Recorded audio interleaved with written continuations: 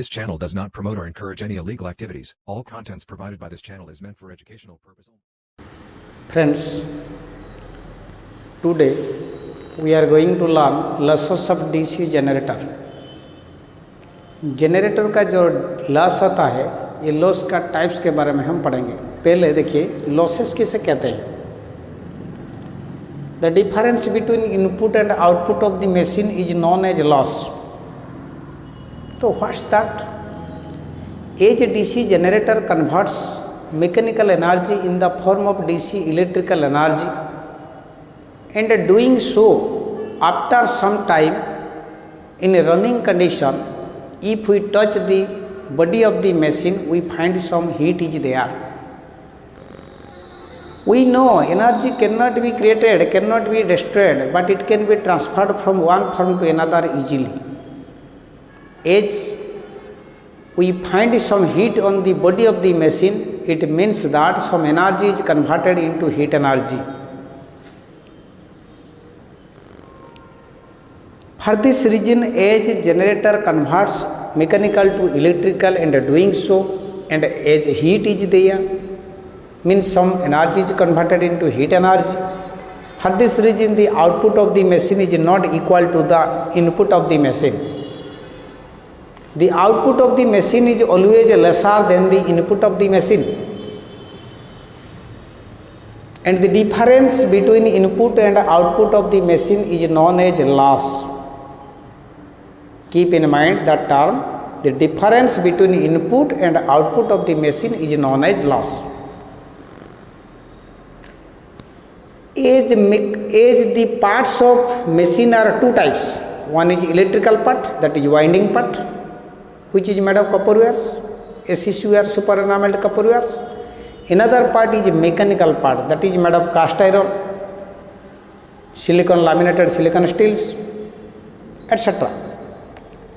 So as two parts are there, one is electrical part, some loss is there, that is known as electrical loss. Mechanical parts and loss is there, that is mechanical loss. So we may divide the losses into two types, that is as electrical loss and mechanical loss. As electrical loss takes place in winding wires, that may say that copper loss. Also mechanical loss takes place at mechanical parts, that is known as stray loss. The copper loss is always varied, time to time it is varied. Why I am telling about it? Sometimes, after some time we will discuss about it, but keep in mind that it is varied, so it is called as variable loss. Mechanical loss या stray loss is constant loss, it is always constant, so it is called as constant loss. तो याद रखना, तो हम बोलेंगे तो electrical mechanical, और नहीं तो वेरिएबल कंस्टेंट, और नहीं तो couple loss and stray loss. जो भी एक है तो इसे ही ऐसा बोलना, ऐसा बोलना, और नहीं तो ऐसा बोलना। इलेक्ट्रिकल के साथ कांस्टेंट लॉस मत बोलना, क्योंकि हम समझ में नहीं समझ पाए कि कौन सा कौन के लॉस के बारे में बता रहे हैं। अभी देखिए इलेक्ट्रिकल बारे में डिस्कशन करेंगे। तो ये है कॉपर लॉस।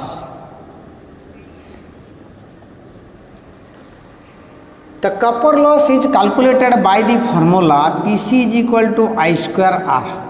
ये ध्यान देना, it is a calculated formula. Copper loss, power loss due to copper winding is equal to the product of square of current and resistance of the windings. Copper loss is calculated, that is I square R.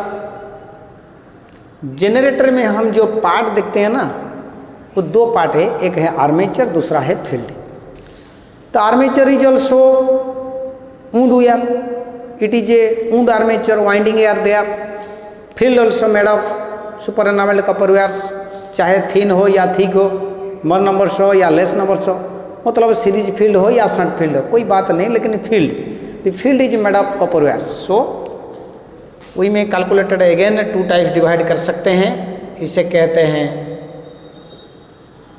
Armature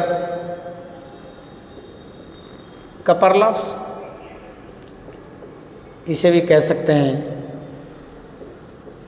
field Kapoor loss.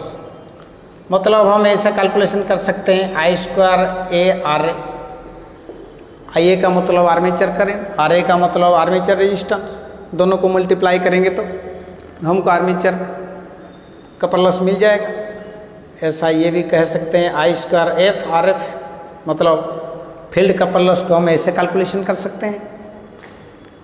Generator के बीच armature field दोनों रहता है तो मतलब ये दो loss को हम ऐड कर देंगे तो टोटल लॉस मिल जाएगा, कॉपर लॉस। फिर हम देखेंगे ये field two types, suppose series generator का है तो सीरीज फील्ड है, शॉर्ट जनरेटर का है तो शॉर्ट फील्ड है, चाहे कंपाउंड जनरेटर है तो दो फील्ड है, एक सीरीज दूसरा शॉर्ट। तो इसीलिए हम इसे भी टू टाइप्स कर सकते हैं, सीरीज फील्ड कॉपर लॉस इसे कह सकते हैं,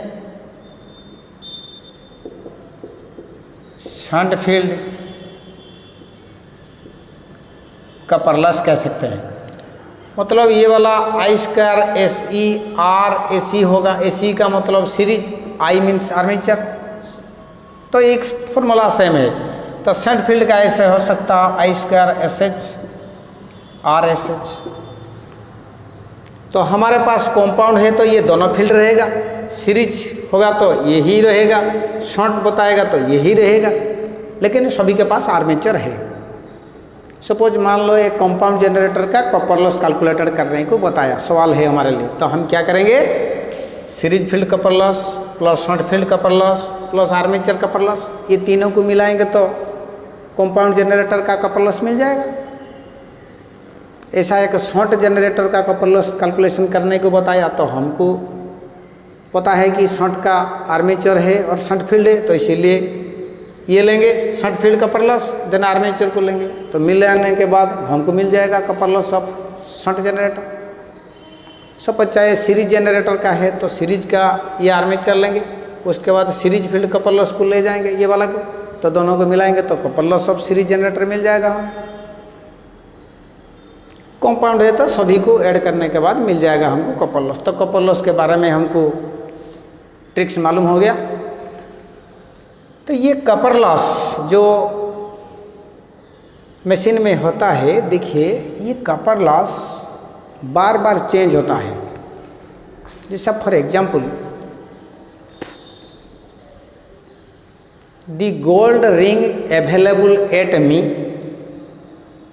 the gold ring available at my father, the gold ring available at my grandfather, which one is pristine for, answer is my grandfather. क्यों? ओल्ड इज गोल्ड, सबसे पुराने वाले सबसे महान होता है। हमारे पास जो ये थोड़ा इम्प्योरिटी होता है, ऐसा जो कॉपर वायर यूज होता है 10 ईयर्स के पहले, 20 ईयर्स के पहले और आज, ये तीनों में थोड़ा फर्क होता है। आज जो यूज होता है ना impurity in nature, so actually lines of field fluxes can not be set up, can not be created when current passing through it. For this reason loss is there.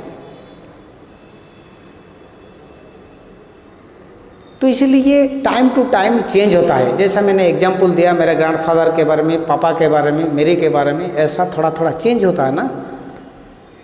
तो 10 years ago ACC were used in that machine, 50 years ago ACC were used in that machine, and nowadays ACC super enameled copper were used in this machine। थोड़ा अलग अलग होता है। Actually lines of field fluxes cannot be created nowadays, for this reason loss is there। As it is varied time to time, loss is known as variable loss, and that loss be approximately book में लिखा है 30% to 40%। मैंने कहा book में लिखा है, ये बदलने को होगा, देखिए याद रखिए, उसके बाद मैं बदलूंगा, चेंज करना होगा, मैं ज़रूर बदलूंगा उसे। देखिए बुक में है 30 to 40% अप्रॉक्सीमेटली। उसके बाद देखिए मैकेनिकल लॉस, मैकेनिकल लॉस वो जो मैकेनिकल लॉस है ना, mechanical loss is 2 types, depends upon 2 materials, 2 types. One is known as iron loss. ये मैकेनिकल लॉस को हम स्ट्रे कहते हैं, समझ में आया? पहले स्ट्रे इसलिए कहते हैं स्ट्रे। ये 2 टाइप से, एक है आयरन लॉस, दूसरा है फ्रिक्शन लॉस, फ्रिक्शनल लॉस। इसे भी वाइंडेज कहते हैं, वाइंडेज लॉस कहते हैं। स्ट्रे बताने का मतलब क्या है? It 2 types, one is iron loss, another one is frictional loss या windage loss. Windage means wind के जरिए जो होता है, अनबैलेंसिंग कंडीशन में जो होता है, तो इसलिए इसे वाइंडेज कहते हैं। Frictional, bed workmanship, nature of fitting etcetera depends upon, that is frictional losses. ये जो है ना, ये लॉस, ये आयरन लॉस को फिर 2 टाइप्स में यूज करते हैं। एक है ED current loss, ED current loss, दूसरा है हिस्टेरेसिस लॉस, हिस्टेरेसिस लॉस। तो पहले देखिए ईडी करेंट किसे कहते हैं, ये नोट कीजिए। व्हेनेवर ए मैग्नेटिक सोलेनॉइड, मान लो ये वाला एक मैग्नेटिक सोलेनॉइड, चाहे आयरन, कोबाल्ट, निकेल और टिन, ये प्लास्टिक वाला नहीं, मान लो कि एक मटेरियल से वाइंडिंग मैग्नेटिक मटेरियल्स, चाहे आयरन, कोबाल्ट, निकेल या tin. Whenever a magnetic material, magnetic substance is wound by a coil, मैंने वाइंडिंग कर दिया थोड़ा, उसके बाद लाइन दे दिया, मतलब ऐसा है, इसे मैं वाइंडिंग करके सप्लाई दे दूंगा इधर फेज या न्यूट्रल। तब basically it will be act like a temporary electromagnet, north pole will be phase side and south pole will be in neutral side. Question is why it is magnetized? If I wound a plastic pen with a winding wire, then give supply, it will not magnetize. But a magnetic material when wound and give supply, it will be magnetized. What is the reason behind it? Main reason is that whenever, note कीजिए, whenever a magnetic solenoid is wound by a coil या winding wires and give supply, it will be behave like a temporary electromagnet as it links the lines of field fluxes. For this reason, some EMF will develop in that substance, which will set up some current. Armature में हम कहते हैं armature current, वो substance में कुछ भी current होता है, ये करंट सर्कुलेटिंग होता है, इसे फोकल करंट कहते हैं, सर्कुलेटिंग करंट कहते हैं। ये करंट कोई पाथ में मूव नहीं कर सकता है, कोई तार में नहीं जा सकता है, लेकिन खुद ही खुद थोड़ा करंट डेवलपमेंट होता है। वही करंट क्या करता है ना, वही current result some heat produce करता है, I²R, heat is produce I²RT, तो इसलिए I²R फार्मूला में हीट प्रोड्यूस होता है। जैसे देखिए मैं पढ़ा रहा हूँ, अभी थोड़ा पसीना निकल रहा है, इधर इसे थोड़ा पसीना निकल रहा है, अभी तो वहाँ का वातावरण ठंडी है, विंटर सीजन है, लेकिन फिर भी थोड़ा पसीना भी इधर है, क्योंकि मस्कुलर सिस्टम में, मेरे मस्कुलर में कोई कुछ हो रहा है। ऐसा जो मैग्नेटिक सोलेनॉइड को हम वुंड करते हैं, सप्लाई देते हैं, ये टेम्पररी इलेक्ट्रोमैग्नेट होता है, इसलिए क्योंकि it's link some lines of field fluxes and raise up some EMF will develop there. That induced EMF develop a circulating current known as focal current, known as ED current, and make a power loss, that is I²R. That is known as ED current loss. That current is known as ED current, focal current, circulating current, and result some power losses are there. That type of loss is known as ED current loss. समझ में आ गया ED current loss का? ये ED current loss को हम कैसे avoid कर सकते हैं?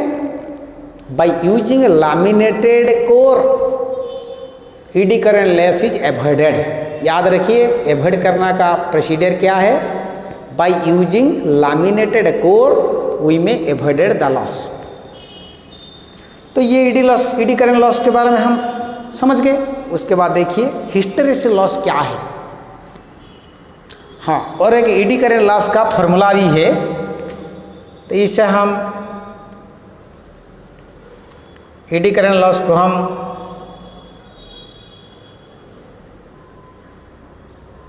PE लिख सकते हैं, power due to eddy current loss, that is equal to eta into B max square into F square into T square dot watts.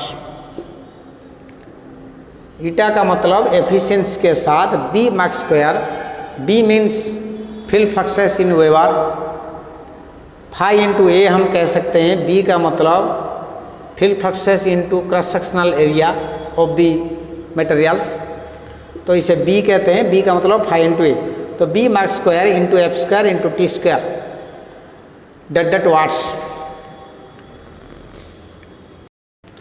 तो देखिए हिस्टेरेसिस लॉस के बारे में हम पढ़ेंगे अभी। तो हिस्टेरेसिस लॉस नोट कीजिए, magnetising demagnetising magnetising again then a loss is created on the core of the machine due to residual magnetising. मान लो हम एक पंखा को ऑन कर दिए तो मैग्नेटाइज हो गया, तो अभी डिस्कनेक्ट करेंगे, स्विच को ऑफ कर देंगे तो डीमैग्नेटाइज हो गया। तो ये डीमैग्नेटाइजिंग होने के लिए थोड़ा टाइम लगता है, तो ये डीमैग्नेटाइजिंग होते होते 100% डीमैग्नेटाइजिंग नहीं होते हैं, थोड़ा ये में रह जाता है, 10 से 15% इधर रह जाता है वोल्टेज ड्रॉप करके। तो हम जो फिर ऑन करेंगे तो इधर जाएगा टर्मिनल वोल्टेज, उधर है रेसिजुअल मैग्नेटाइजिंग, दोनों के बीच थोड़ा फ्रिक्शन होता है। तो magnetising demagnetising magnetising again then a loss is created due to residual magnetising which make a power loss by making heat. Excess heat will be created on the core of the machines, that is known as hysteresis loss। Avoid कैसे कर सकते हैं ना, by using 4% silicon steels. Note कीजिए, by using 4% silicon steels during the moment of manufacturing. जो manufacture है ना, company बनाता है ये करकू, ये पहले बनाने के समय 4% दे दिया सिलिकॉन स्टील एवॉइड करने के लिए हिस्टेरेसिस लॉस को। लेकिन अभी कोई मशीन का अभी हिस्टेरेसिस लॉस शुरुआत होगा तो हम एवॉइड नहीं कर सकते हैं, क्योंकि ये मैन्युफैक्चरिंग के टाइम में ही यूज होता है।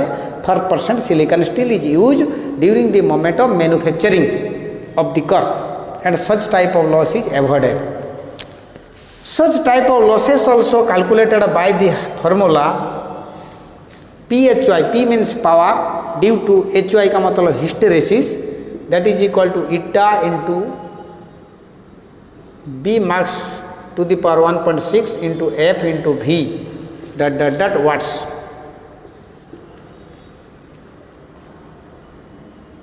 ये लॉस फ्रीक्वेंसी के साथ डायरेक्टली प्रोपोर्शनल होते हैं। ये भी का मतलब वॉल्यूम ऑफ दी कोर या इलेक्ट्रोड कोर। तो ये दोनों लॉस, वो जो मैकेनिकल लॉस, ये मैकेनिकल लॉस क्या होता है, बुक में है 35% टू 45%, बुक में है 35% टू 45%। तो देखिए मैंने इधर भी बुक में कहा था, उधर भी देखिए बुक में कहा। तो मान लो सबसे कम 30% है, 35% है, दोनों को मिलाएंगे तो 65% लॉस होता है। मान लो कि लॉस वाले 60% है, तो ये मशीन को हम यूज करते हैं किसी लिए, इसी तक कबाड़ी वाला को बेच देते हैं। तो इसीलिए लॉस थोड़ा कम होना चाहिए, क्योंकि मैंने जो एफिशिएंसी में पढ़ाया था 75% से 85% होना चाहिए। तो इसीलिए लॉस 30% या मैक्सिमम 40% होना चाहिए। ये तो 60 से ज़्यादा हो रहा, तो बुक में ये दिया है तो इसलिए थोड़ा गलत दे दिया है बुक में। तो लॉस थोड़ा कम होना चाहिए, नोट कीजिए। वो जो इलेक्ट्रिकल लॉस है ना, ये इलेक्ट्रिकल लॉस होता है थोड़ा ज़्यादा, मतलब 25% से 35%। वो जो कंस्टेंट लॉस, मैकेनिकल लॉस, ये वाला होता है 15% से 25%, मतलब 15% से 25% ऑफ फुल लोड। तो ये देखिए मिलाने के बाद हमको मिलेगा 45% टू 60%, मतलब 45% लॉस है तो हमको 60% एफिशिएंसी मिलेगा। तो ये मशीन यूज में होता है। लेकिन ये वाला 60% लॉस है तो हमको 40% एफिशिएंसी मिलता है, तो इसीलिए हम नहीं यूज करते हैं। यूज करने का मतलब क्या है, ये मशीन को अनयूजेबल कंडीशन करके उसे बेचना चाहिए। ये काम में नहीं आएगा, उसे चेंज करके दूसरा मशीन लगाना चाहिए। तो जैसा है हम लॉस के बारे में कैलकुलेशन कर दिए।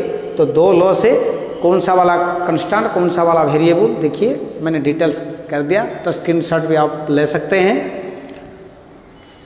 Thank you all of you. All are requested to like, share and subscribe this channel, which are more important all of you for technical students, basically electrical students, electronic students, electrically related students. Thank you all of you.